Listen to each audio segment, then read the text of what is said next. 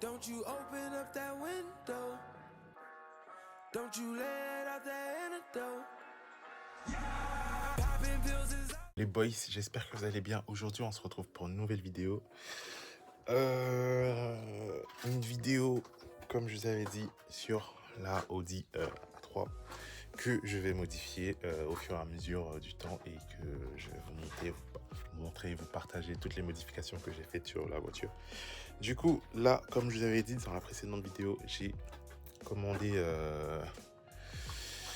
des pièces pour la Audi. Et là, la pièce que j'ai reçue, c'est la calandre en nid d'abeille qui est juste là. Attendez, je vais vous la montrer. La calandre en nid d'abeille qui est juste ici. Je l'ai reçue tout à l'heure. Je l'ai déballé. Du coup, je l'ai commandé sur MTK Tuning. Et du coup, je vais la déballer et je vais vous montrer ça tout de suite. Donc les gars, la calandre en nid d'abeille.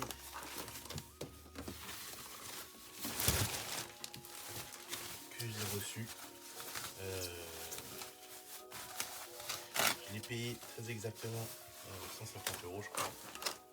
Wesh, elle est trop. Wow, je vois déjà la gueule du bail. Elle est magnifique. En vrai, les gars, je vois. Ça va faire le taf. Faudra que je branche tous les capteurs et tout. J'ai reçu également le support de plaque ici. Et voilà, je vais ça après. Et pour le logo, mais je pense pas que je vais mettre le logo, les gars. Et on va mettre après. Du coup, comme vous pouvez le voir, la petite Audi. Le rendu devrait être formidable. Formidable. C'était formidable. C'était formidable. Donc, voilà les gars. Donc, j'espère que ça va pas me prendre beaucoup de temps. Les gars, je vais essayer de filmer tout ça, le montage, le démontage du pare-choc, sachant qu'il faut démonter tout le pare-choc que vous voyez là pour pouvoir accéder à la calandre. J'ai déjà commencé à dévisser les vis. Calculez pas ma tête et tout, je suis un peu KO car je suis rentré du boulot à 8h. 8h, un truc comme ça, je travaille toute la nuit.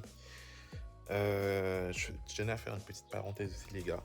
Je sais que j'ai pas été actif énormément, mais je compte reprendre et faire des vidéos souvent sur la voiture, un peu de gaming de temps en temps et plein d'autres nouveaux contenus. Donc restez branchés, les gars, et voilà, on va essayer de faire ça. Je vais essayer de vous filmer le tout. Putain de merde. Mais ça risque d'être assez long, donc je vais faire des coupures et on verra le rendu à la fin. Du coup, les gars, j'ai commencé à démonter le pare-choc. Comme vous pouvez le voir, il me reste ce côté à faire. Donc, quand vous démontez le pare-choc, les gars, n'oubliez pas d'enlever le garde-boue.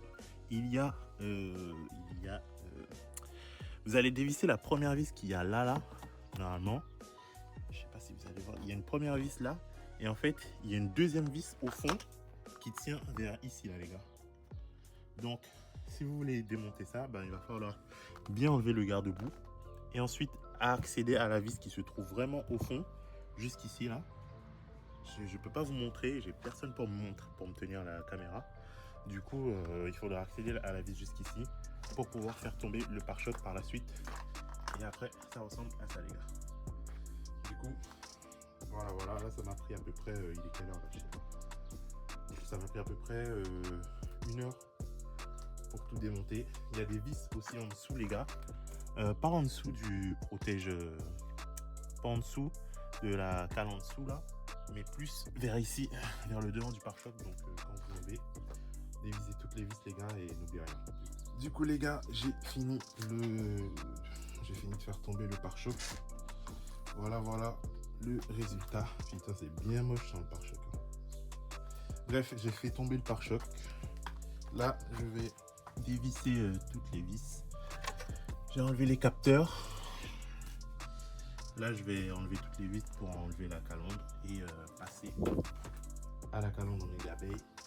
Et ensuite, on se retrouve après pour le montage, les gars. Voilà, les gars, j'ai terminé. Ça m'a pris à peu près de midi jusqu'à, je sais pas, il est quelle heure là. Et du coup, ça m'a pris à peu près 6 heures pour monter la calandre et tout, démonter, remonter, visser. Et en plus, il reste des vis parce que dans l'autre calandre, il y a tellement de vis. Bref, du coup, voilà les gars, pour ce qui est du montage, démontage de la calandre, on a mis les capteurs. Tac, tac. Et là, on va aller monter la plaque avec des rivets. Voilà.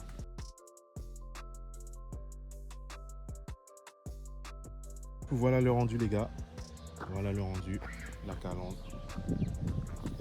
Bon, avant je cachais la plaque, mais ça a mère. Ça a mère. Voilà le rendu. La prochaine étape les gars, c'est le diffuseur arrière avec les deux sorties de peau comme les RS3. Ensuite, je mettrai peut-être directement soit les ressorts courts ou les jantes en 18 ou 19 pouces. Du coup, restez branchés les gars. Et après tout ça, ben, je pense qu'on sera bon et on aura atteint l'objectif. Voilà.